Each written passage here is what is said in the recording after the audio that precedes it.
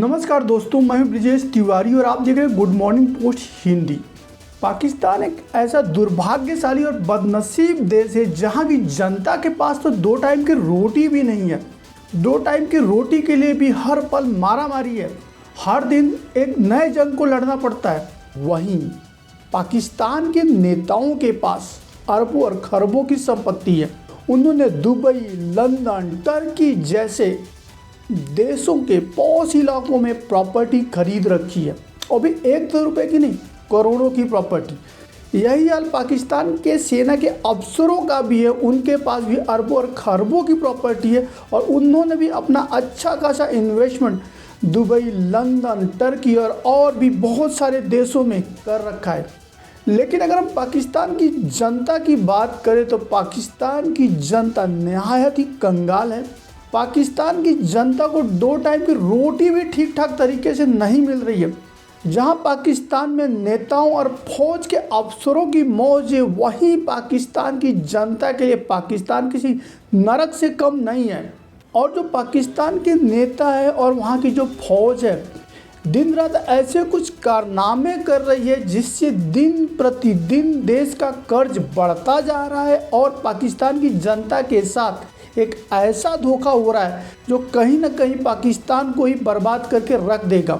दिन प्रतिदिन पाकिस्तान एक नए कर्ज के दलदल में फंसता जा रहा है और कर्ज के दलदल से पाकिस्तान बाहर आए भी तो कैसे। वहाँ के जो नेता हैं उनका न तो फोकस है पाकिस्तान को कर्ज के दलदल से बाहर निकालने का, ना ही पाकिस्तान की जनता ही कुछ कर पा रही है, क्योंकि वह खुद ही 2 टाइम की रोटी का जुगाड़ करने में दिन रात व्यस्त है। पाकिस्तान की जनता जहां काफ़ी समझदार है, काफ़ी मैच्योर है, वहीं वहां के राजनेता भी उतने ही मैच्योर हैं। फ़र्क सिर्फ इतना है कि वो पाकिस्तानी सेना के पपेट हैं और पाकिस्तान की जनता को हर पल बेवकूफ़ बनाने और धोखा देने के एक नई पॉलिसी बनाते जा रहे हैं। और ऐसा कोई भी ठोस कदम नहीं उठा रही है जिससे पाकिस्तान का जो कर्ज है वो कम हो सके। कहा तो यहाँ तक जाता है कि जो पाकिस्तान की सरकार है वो पाकिस्तान की जनता की चुनी हुई सरकार नहीं है, बल्कि वो पाकिस्तानी सेना की एक पपेट है। पाकिस्तानी सेना जितना उन्हें बोलती है करने के लिए उतना वो करते हैं। यहाँ तक कि उसने सोचने और समझने की क्षमता भी पाकिस्तान की सरकार में नहीं है। सोचने, समझने और समझाने का सारा काम पाकिस्तानी सेना ही पाकिस्तान में करती है। केवल पाकिस्तान की जो सरकार है वो लोगों तक सेना के डिसीजन को पहुंचाने का ही काम करती है। आज के टाइम में शरीफ सरकार की कोशिशों की बदौलत पाकिस्तान के जो रिश्ते हैं वो मिडिल ईस्ट के साथ सुधर रहे हैं, लेकिन ये सुधरे हुए रिश्ते किस टर्म एंड कंडीशंस पर सुधर रहे हैं और ये सुधरे हुए रिश्ते क्या पाकिस्तानी जनता को सचमुच फ़ायदा पहुंचाएंगे या केवल पाकिस्तानी सरकार को ही पहुंचाएंगे, ये तो आने वाला टाइम ही बताएगा। अब पाकिस्तान के भीतर इन्वेस्टमेंट की बात चल रही है और बहुत सारे मिडिल ईस्ट के जो देश है वो अच्छा खासा इन्वेस्टमेंट पाकिस्तान में करना भी चाहते हैं। लेकिन सोचने की बात ये है कि जो देश आज तक लोन के लिए इस कंट्री उस कंट्री IMF के पास जाता था, वो आखिर इन्वेस्टमेंट पर कैसे आ गया। सच्चाई यह है कि लोन लेते लेते पाकिस्तान ने अपनी इज्जत 2 कौड़ी की कर ली और आज के डेट में कोई उसे लोन देना ही नहीं चाहता। तो फिर पाकिस्तान के नेताओं ने एक नया फंडा निकाला कि चलो लोन छोड़ो, आप इन्वेस्टमेंट दे दो। और जो इन्वेस्टमेंट के टर्म एंड कंडीशन से या जो पाकिस्तान में आने वाला इन्वेस्टमेंट है वो पाकिस्तान को अच्छा करने के बजाय पाकिस्तान को बर्बादी करेगा।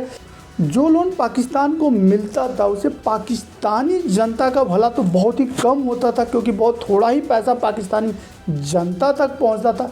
अधिकांश पैसा जो था वो या तो राजनेताओं के अकाउंट्स में जाते थे या फिर फौज के ऑफिसर जो है उनके अकाउंट्स में चले जाते थे। मतलब कर्ज पाकिस्तान पर और अकाउंट में पैसा राजनेताओं और फौज के ऑफिसर्स के पास। तो पाकिस्तान में तो पाकिस्तानी फौज और राजनेताओं के मज़े ही मज़े हैं। अगर दुर्गति किसी की है तो केवल और केवल पाकिस्तानी जनता की। और इतना ही नहीं, जो लोन से पैसे मिलते थे पाकिस्तान को उसका ब्याज भी रिफंड करने के लिए कहीं ना कहीं से लोन ही लेना पड़ता था। मतलब पाकिस्तान के पास ऐसा कोई सोर्स नहीं है जो देश का कर्ज है उसको उतार सके या उसके ब्याज को रिपे कर सके। सोचिए, जिस पाकिस्तान की हालत इतनी ख़राब है कि ब्याज का पैसा चुकाने के लिए भी एक लोन लेना पड़ता है, आखिर मिडिल ईस्ट या जो दूसरे देश थे वो इन्वेस्टमेंट क्यों कर रहे हैं? अगर हम बातें करें इन्वेस्टमेंट की, तो इन्वेस्टमेंट का सीधा मतलब है कि ऐसे सेफ जगह पे पैसा लगाना जहाँ पे पैसा लगाने के बाद पैसा भी सेफ हो, साथ ही साथ उस लगाए हुए पैसे से कुछ इनकम भी हो सके।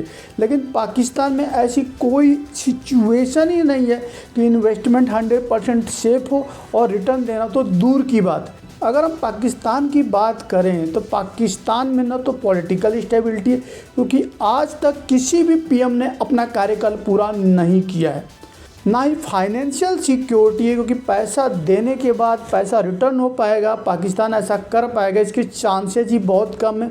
और मैक्सिमम चांसेज है कि आने वाले समय में पाकिस्तान डिफ़ॉल्टर हो जाएगा।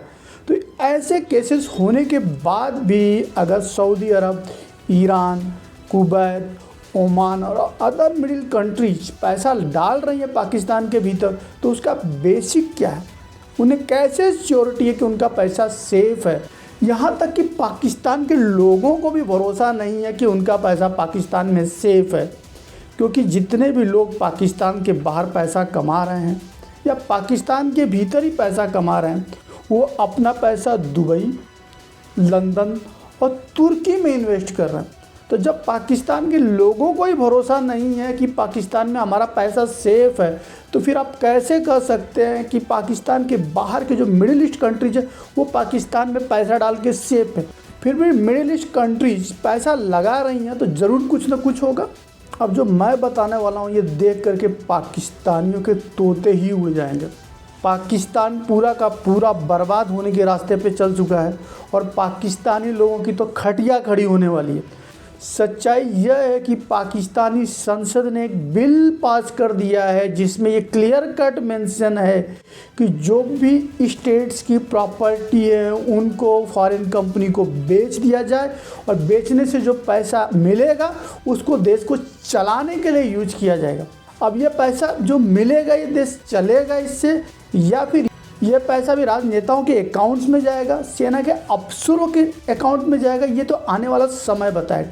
बट ये बहुत क्लियर है कि जो भी प्रेशियस प्रॉपर्टीज़ हैं जो पाकिस्तान गवर्नमेंट की है, पाकिस्तान की जनता की है, उसको कुछ लोग संसद में बैठ करके दूसरे देशों को बेचने का प्लान बना चुके हैं और बेच भी रहे हैं। पाकिस्तानी भाइयों, इसमें खुश होने वाली कोई बड़ी बात नहीं है। आपका देश पल पल, हर घंटे, हर मिनट, हर सेकंड विदेशी लोगों को बिक रहा है। देश की प्रॉपर्टी जो सरकारी है, जो आपकी है, विदेशी लोगों के कब्जे में जा रही है और आप फिर एक नई गुलामी की तरफ बढ़ रहे हैं। आपके जो राजनेता हैं या फिर आपके जो सेना के अफसर्स हैं या जो पूंजीपति लोग हैं, उनके बीवी बच्चे विदेशों में वेल सेटल्ड हैं।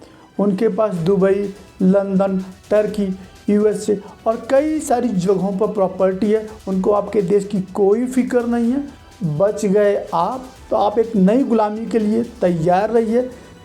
इसका सीधा साधा एग्जाम्पल है कि जो भारत के पीएम हैं माननीय नरेंद्र मोदी जी, वो 3 बार सीएम रह चुके हैं गुजरात के और 2 बार भारत जैसे बड़े देश के पीएम रह चुके हैं। बट उनकी भी संपत्ति, टोटल संपत्ति केवल 3 करोड़ है। आपका जो देश पाकिस्तान है वो भारत से काफ़ी छोटा है, लेकिन आपके जो शहबाज शरीफ हैं उनकी अकेले की प्रॉपर्टी 26 करोड़ है।